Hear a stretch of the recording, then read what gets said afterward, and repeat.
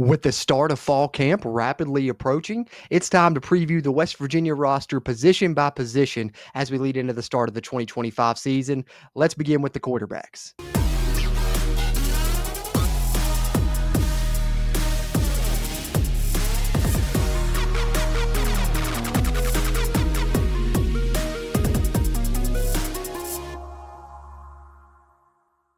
What's going on, Mountaineer Nation? Welcome back into the Country Roads Webcast.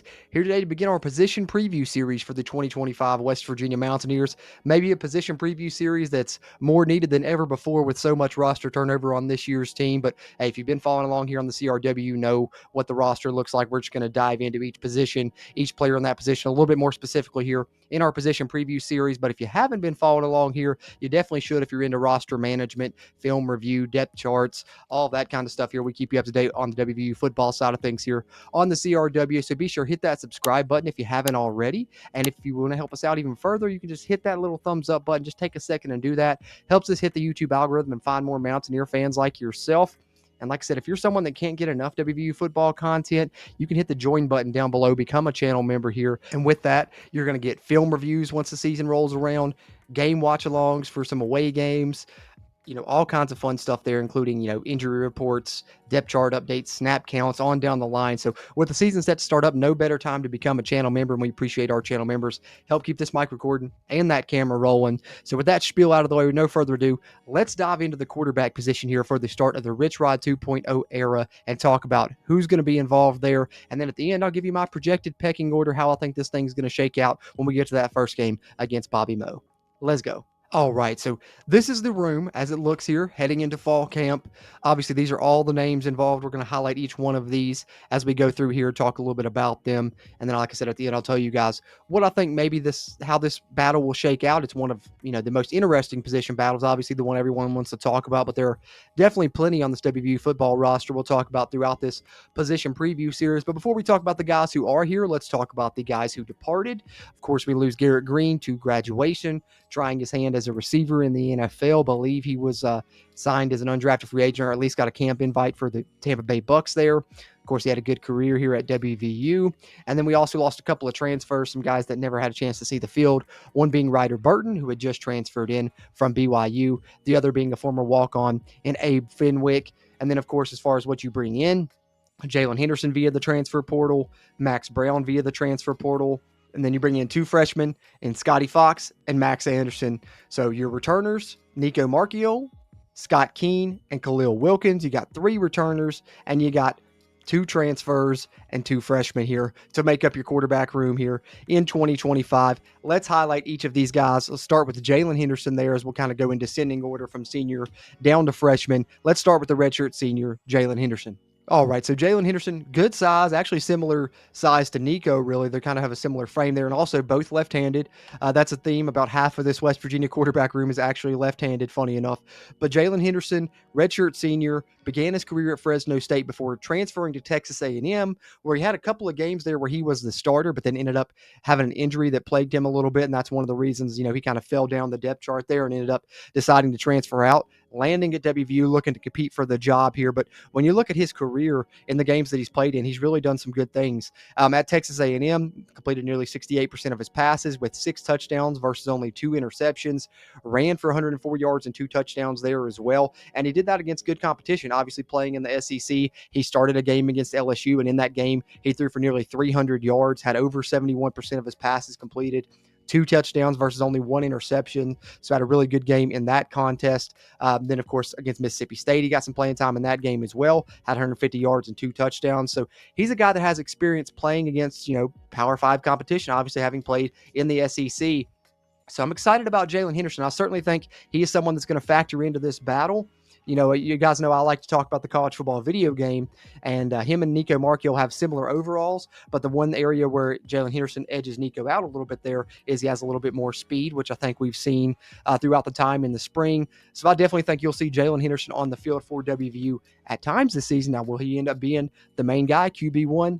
We'll talk about that here in a minute, but I'm really excited about Jaylen Henderson. You guys know I'm a huge fan of his game. You go watch the tape of some of the plays he made at Texas A&M. It was impressive. He made some good plays in the spring game, even for West Virginia spring showcase, I guess I should say. So there's a little bit on Jaylen Henderson, the Texas A&M transfer, who is very much involved in this quarterback battle.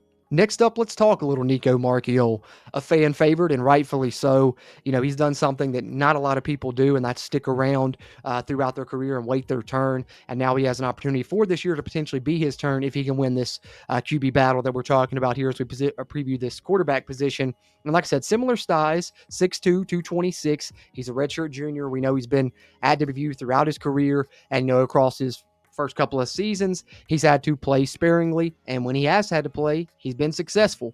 Mixed bag of what he's done personally. He's had some really high games where he really showed out, and he's had some games where it wasn't his best performance. But the main thing that you got to underline when talking about Nico Marchiol, what I think is, maybe his best trait, is that he's a winner. And you have those guys that just do what they have to do to win the football game, right?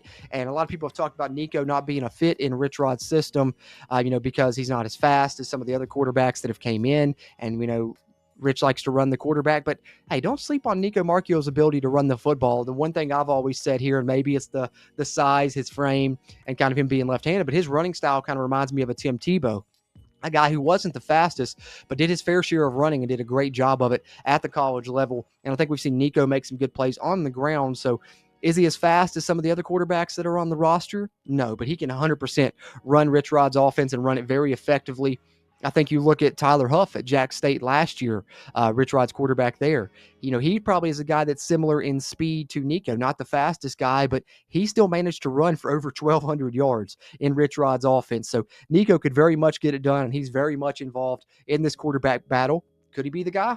Maybe. Like I said, more on that later, but I think the main selling points for Nico, the experience, the fact that he stuck around and waited his turn. He's a fan favorite. And the number one thing for me, though, is that he's a winner. He's undefeated as a starter. That's something. That's a selling point right there for sure. And I think Nico will be a factor this season. We'll just see if he's the main guy. More on that in a minute. Next up, let's talk Max Brown, another transfer that came in for the Mountaineers, began his career at Florida, and then transferred to Charlotte, where, I think that things didn't work out the best at Charlotte. He was coming in there a super high-rated, prospect. They were getting a quarterback from Florida, and I think a lot of pressure was put on his shoulders, and maybe a little bit too much to where he felt like he had to be kind of the do-it-all guy, kind of had to make every play. So, he didn't have the best numbers at Charlotte when you look at them, 3 touchdowns versus 6 interceptions. Wasn't the starter full-time during his time there, but you go look at some of the plays on film, from his time at Florida when he got into the game, which when he was at Florida, he completed, 68% of his passes, nearly 200 yards. So he's got some good stuff on tape, although I know a lot of people are concerned with the passing numbers because when he was at Charlotte, he was below a 50% passer. Of course, the interception to touchdown ratio, not very good either. But I would say don't count Max Brown out. This is a guy that's, looking for a second chance, looking to kind of revitalize his career a little bit. And he's a talented guy, man. You watch him in high school. Like I said, you watch some of the stuff at Florida, and he can hurt you with his arms. He can hurt you with his legs. And I would argue he maybe has the strongest arm of any of these quarterbacks in this room when it comes to throwing power, how far he can throw the football. He can put it on a rope. He's got some strength there with the passing ability, despite the numbers not showing that. And I think yet again, this is a time where I can reference Tyler Huff at Jack State, right? Because Jack State had some quarterbacks returning. They had some guys they thought were going to be in the battle. And Tyler Huff kind of came in late, and not a lot of people were talking about Tyler Huff at Jack State. And lo and behold, they get into the season there. He wins the job, takes off, had the amazing year that he had, getting the Conference Player of the Year, and, over 2,000 yards passing, over 1,000 yards rushing. And like I said, at Jack State, not a lot of people thought he would be the starter there either. So I think Max Brown is kind of the guy flying under the radar when you hear people talk about this QB battle. They're talking Jaylen Henderson. They're talking Nico Marchiol. And maybe Max Brown's just flying in there unheralded a little bit, and he's going to sneak up and surprise some people. I wouldn't count him out in this quarterback battle, and I definitely wouldn't be surprised to see him get some snaps this season either. So there's another transfer West Virginia brought in. Let's move on here. I think one thing's for sure, West Virginia definitely has the body type that they like there. We talked about Henderson, 6'3", 223, Marchiol, 6'2", 226, and Max Brown, 6'2", 223. Which then brings us to Scott Keane, who's been around for a while now, former walk-on, still remains on the roster to this point, 6'2", 206-pound redshirt junior quarterback that gives you another body that you can utilize, scout team, albeit he's probably not going to see the field in game this season, except maybe, against Robert Morris late in game, maybe, but I'd be surprised even that because you're going to want to get those freshmen probably some action, which we'll talk about here momentarily. But let's not minimize Scott Keane's importance here to the team. Like I said, give you good scout team looks. He's another body. You can never have too many quarterbacks on the roster. And Scott Keane's one that's helping fill that thing out, and glad to see him back here for his redshirt junior season, which brings us to Khalil Wilkins, one of the other returners here, the redshirt freshman. Like I said, redshirted last season, 6'3", 203. And I think when you thought about Rich Rod coming in, he was one of the guys that we all started to look at a little bit because we're like, wait a minute, this is a redshirt freshman that's really fast, left-handed quarterback. Does that sound familiar? So, since then, I think a lot of that talk has cooled off, particularly because the guy that came in the spring that we'll talk about momentarily has really stood out. But I think yet again, it's a case of someone flying under the radar. Now, I have heard that, Wilkins did have, I believe it was a shoulder injury that's kind of hampered his development a little bit and maybe hampered his passing ability, but he's trying to get that worked out. And I think what he brings in the run game is, tailor-made to fit a Rich Rod offense. So while he may take a little bit more time to develop now after having to overcome that injury that he suffered, I think he's going to have plenty of time to do that, and he could very well get his opportunity down the road here at WVU. And he's someone with a really high ceiling that I think we're super excited to have on the roster, especially now with Rich Rod at the helm. Khalil Wilkins, a great fit for that type of system. And yet again, much like Jaylen Henderson and Nico, another left-handed quarterback, right, on the roster. So we'll see how it pans out for Khalil Wilkins. I'm not expecting him to be involved in this quarterback battle this year, but we'll see what happens down the line because I do think he has a lot of potential. Which brings us to the true freshman that I referenced there a little bit when talking about Khalil Wilkins, and that's Scotty Fox. Now, Scotty Fox Jr. has been the talk of the town pretty much since spring. The staff really loves him. His teammates love him. He's really been impressive. He made a lot of plays in the spring. He really did. 6'2", 210-pound quarterback.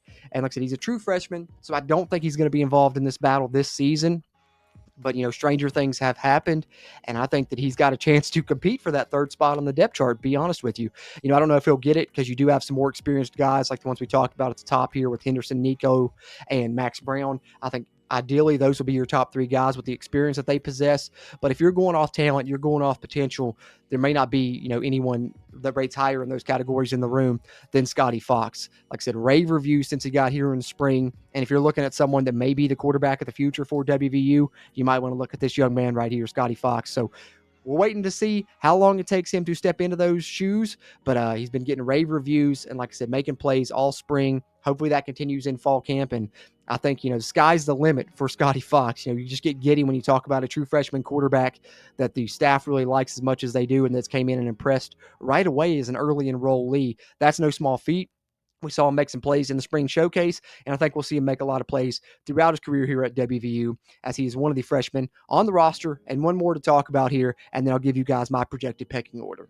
All right, last up, the other true freshman addition that West Virginia brought in just recently onto campus. Now, he wasn't here for the spring. He came in over the summer, but he's a true freshman, and he's an in-state guy, and you love landing those in-state guys from Spring Mills High School there in Martinsburg. Max Anderson, 6 foot, 208-pounder, like I said. Is he going to be involved in this battle this year? No, he's not. He's someone that's going to redshirt much like Khalil Wilkins did last year, provide you, scout team reps, and be someone that you can develop for the future. But I do think that he has some talent. Don't look at this as just an in-state recruit that you're bringing in because he's an in-state recruit. I think that Max Anderson really can play the quarterback position. If they didn't think so, they would have had him, play something on the defensive side, maybe linebacker or something, but they like him at quarterback. And I think that he's someone that hopefully will stick around throughout his whole career, and we'll see how things play out from there. But Max Anderson, when you watch him on film, he can make some really good throws, and he's one of those dual threat guys as well, which obviously is a fit in the Rich Rod offense. So albeit he's not getting the praise of the Scotty Fox, I think he's a very solid true freshman addition as well to round out this quarterback room, which leads me to the final step here of this position preview series. Let's talk about my projected pecking order. All right, so moment of truth, right? This is kind of what you stick around through the whole video for, right? Is to find out, oh man, who's going to be the starter? Well, I'm sorry to disappoint, but I don't have an answer to that for you. I don't think anyone has an answer to that for you.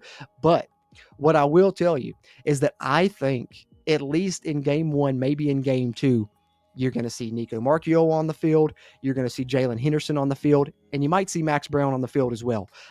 My bet is, at least in the first one game, maybe the first two games, we're going to see at least 2 quarterbacks, maybe 3. When you go back and look at Rich Rod over his history, whenever he's had a quarterback battle, that's kind of the way he's played it. As he's played, 2 quarterbacks or 3 quarterbacks till he's kind of had one emerge, and then that guy steps up and takes over. I mean, you can look even back, at WVU when he was here the first time he had that happen. When you look at the Bednarik and White situation, you look at Arizona with, I think it was it Solomon and Tate, or was it Walker and Tate? One of the two there, and on down the line. With what he did there, and I think that we'll see that here at WVU. Now, I think that a lot of people think Nico has the slight edge, and maybe he does, but I am a big Jaylen Henderson fan. I do not count him out. I think both those guys are going to play early, and we'll see what happens from there. Who orchestrates the offense the best? What they put together when they're out there on the field, right? That's what it's going to come down to. And I think fall camp we may find out a little bit, because Rich Rod mentioned that he's going to let the quarterbacks go live a little bit more, because that's when you can really find out some things. And that's kind of the mistake he made last year, was he didn't let the Jack State quarterbacks go live, so they didn't really realize what they had with Tyler Huff as a runner till they got in a game situation. And I think he's trying to figure that out beforehand this year. So I think through fall camp we may see these quarterbacks go live. Like I said, I think Jaylen Henderson and Nico Molina are the top 2. I think you'll see them both play early. But what I think is going to be interesting to see is who's going to be that QB3. Is it going to be Max Brown because of his experience? Or is it going to be Scotty Fox because of his potential, the plays that he's been making? Even though he's a true freshman, could he be QB3? I think that's something to keep an eye on there as well. I think it's very possible that it could happen. Don't count out Khalil Wilkins in that battle for the 3rd QB spot. But I think my projected pecking order right now probably is Jaylen Henderson, Nico Molina, 1A, 1B, whatever way you want to put them. And then I think, then you go Max Brown or Scotty Fox right there is QB3. And then below that, you go Wilkins, Max Anderson, and Scott Keane, of course. So that's kind of my projected pecking order. But like I said, that's just my opinion. Would love to hear yours. Drop it in the comments down below. Appreciate those interactions as we continue to try and grow the CRW community throughout Mountaineer Nation. Have another video up in this position preview series out to you really soon. Probably dive into the running backs on the next one, as we'll go through the offense and then through the defense here on this position preview series. But if you liked this, be sure to hit the thumbs up button. That helps a ton with the YouTube algorithm. Really appreciate that as well. Until next time, let's go Mountaineers.